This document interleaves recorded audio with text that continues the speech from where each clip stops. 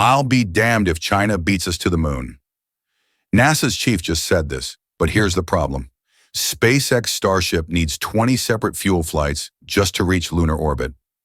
While everyone celebrates the flashy launches, there's a fatal engineering flaw hiding in plain sight. China isn't playing by these complex rules, and that's exactly why they might win this race. What NASA isn't telling you could change everything about America's moon plans.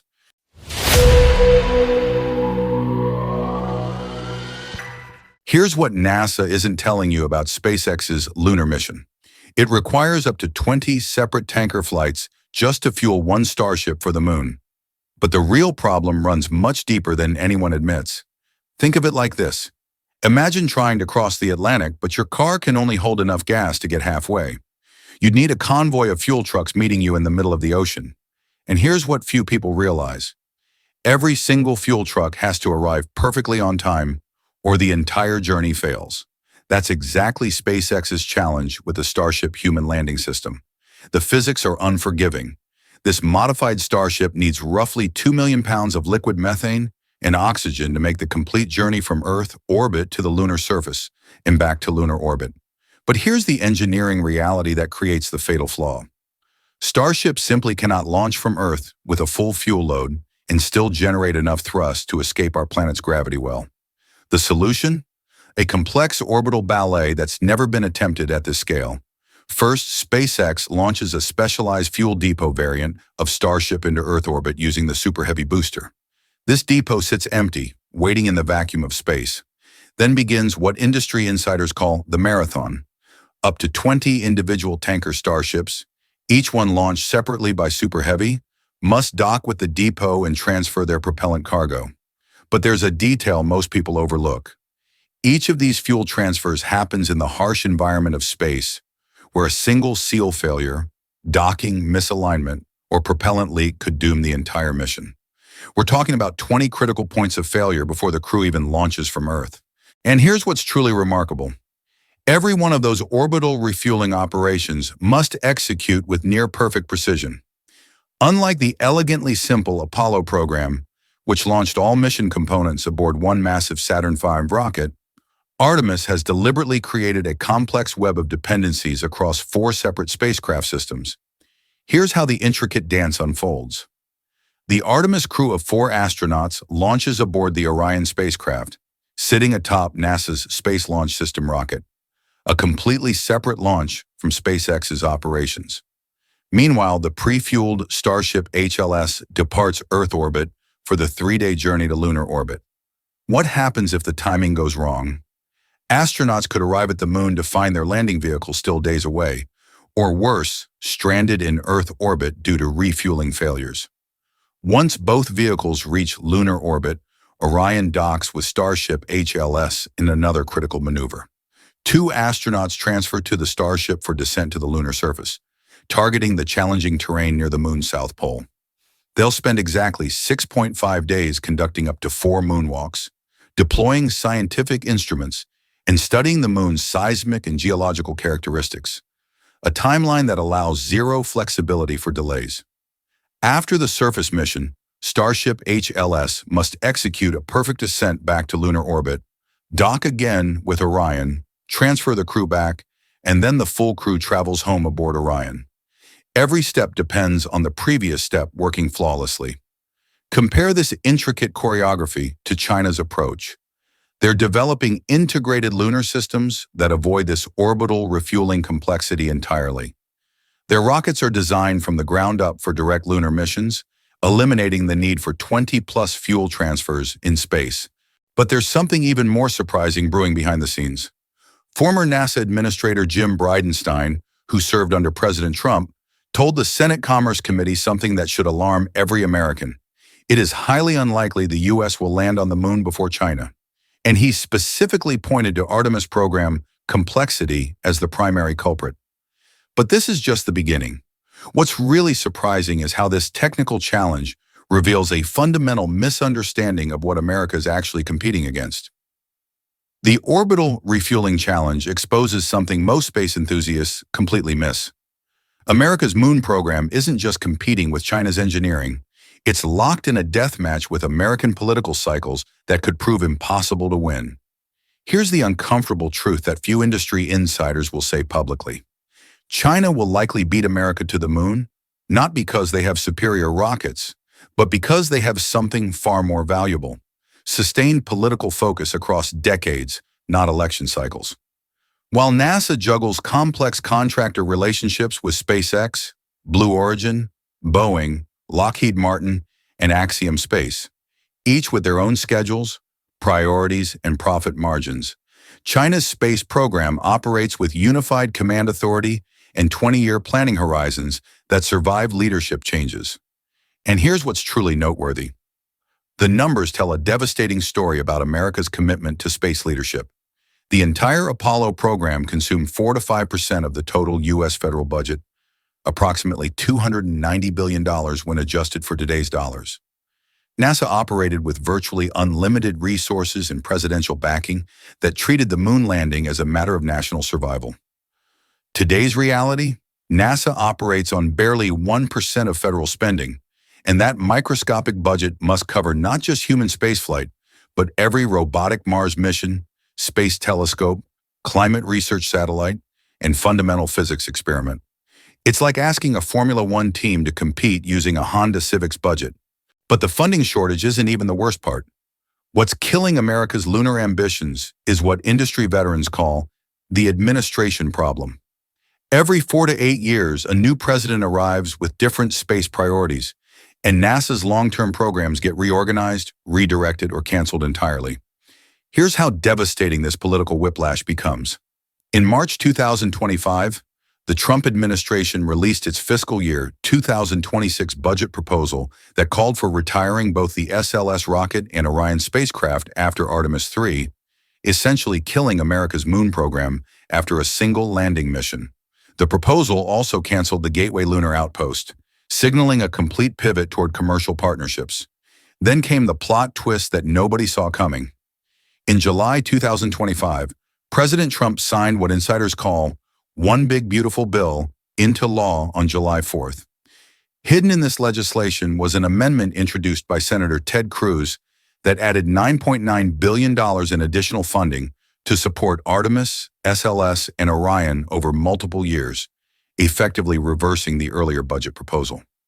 Why would Congress add nearly $10 billion to a program the same administration wanted to kill?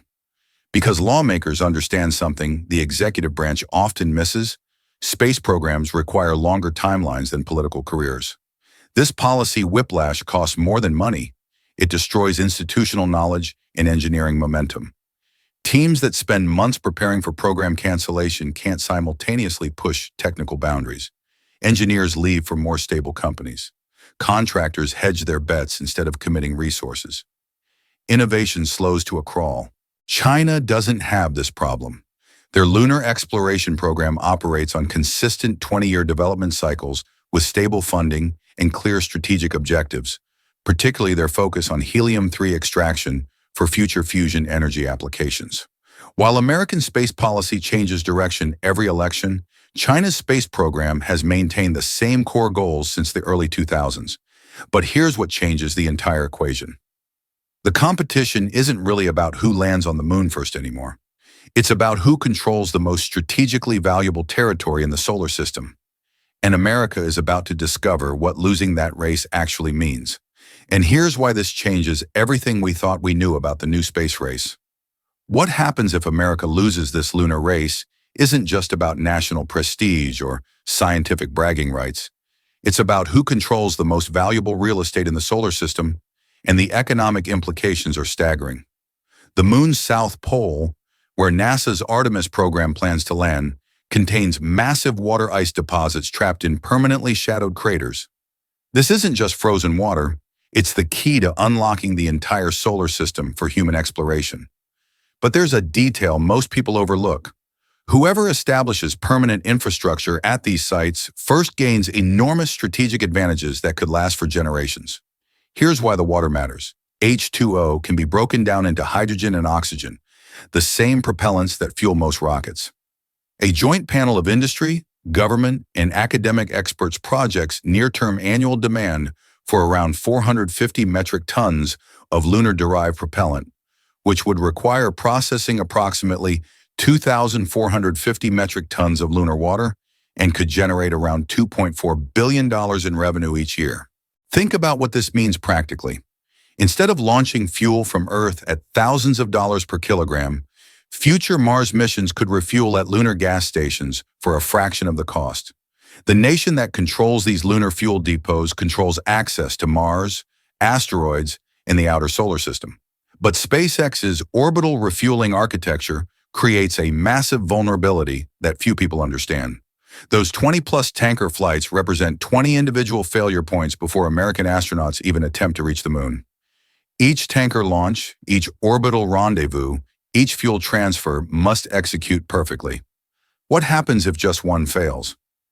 Mission delays stretch into years, not months. Every postponement gives China more time to establish their own lunar presence using simpler, more reliable direct flight architectures. And here's what's remarkable. China's approach eliminates most of these failure points by designing integrated systems from the ground up for lunar missions. The timeline pressure is becoming critical. While NASA's public statements target Artemis 3 for late 2026, internal estimates have quietly shifted to February 2028. Key technical hurdles remain unresolved, including perfecting orbital refueling operations and overcoming delays in lunar spacesuit development by Axiom Space. Why would NASA accept this technological gamble? Because the alternative scenarios are even worse. NASA's acting administrator, Sean Duffy, recently suggested something that would have been unthinkable after the Challenger and Columbia disasters, that sometimes NASA needs to let safety be less important than making progress, and the agency needs to be willing to take calculated risks. This represents a fundamental philosophical shift. Since the tragic losses of 14 astronauts in shuttle accidents, NASA built multiple layers of safety reviews and approval processes. These extensive protocols are viewed by some as essential protection for crew lives, but by others as bureaucratic obstacles that slow innovation and make bold missions nearly impossible. But here's what's truly alarming. 3 former senior NASA officials, Doug Lavero, Doug Cook, and Dan Dumbacker, are calling for immediate action because they believe the current path isn't working.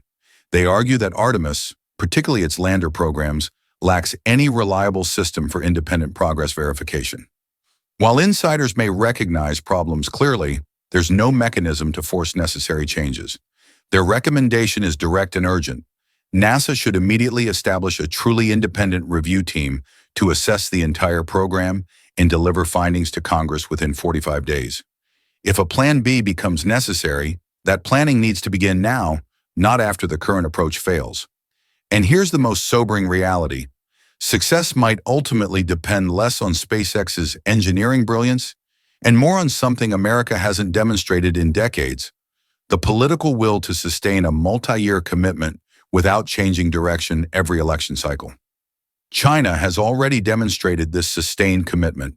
Their lunar program has operated consistently since 2004, surviving multiple leadership transitions while steadily advancing toward human lunar landings. They're not just planning to visit the moon. They're preparing to stay, extract resources, and establish permanent infrastructure. The clock is ticking louder than anyone wants to admit. Every month of delay strengthens China's position while America's complex, contractor-dependent approach struggles with technical challenges that simpler architectures could avoid entirely. The question isn't whether SpaceX's orbital refueling will eventually work. It's whether America's political system can maintain focus and funding long enough for that technology to matter in the race that will determine who controls humanity's expansion into the solar system. This is exactly why NASA's acting administrator said, "I'll be damned if China beats us to the moon," because he knows what most Americans don't. We're not just racing to plant a flag, we're racing to control the solar system's most valuable territory. Those 20 tanker flights aren't just SpaceX's engineering challenge. They're America's Achilles heel in the competition that will determine who controls humanity's expansion beyond Earth.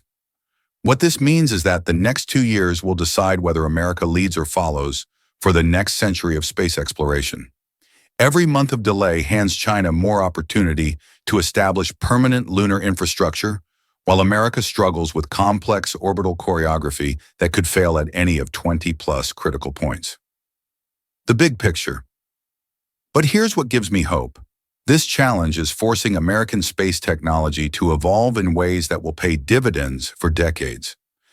Mastering orbital refueling doesn't just unlock the moon, it opens Mars, the asteroid belt, and eventually the outer planets.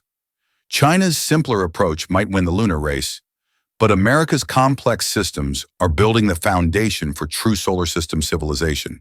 And this is just the beginning of the most critical period in space exploration history.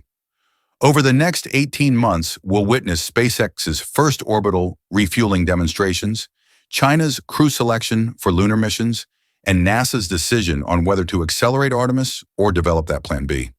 The moves made in 2025 and 2026 will echo through the rest of the century. Your thoughts? How do you think America should respond? Should NASA take bigger risks to accelerate the timeline? Or is the current approach worth the complexity? Drop your thoughts below. I read every comment, and your insights often shape future videos. This is Space Hub, where we dive deep into the engineering and politics that shape humanity's future among the stars. If analysis like this helps you understand what's really happening in the new space race, hit subscribe, because the next few years are going to be absolutely wild. The question isn't whether humans will expand across the solar system, but which flag will be planted first at the fuel depots that make it all possible.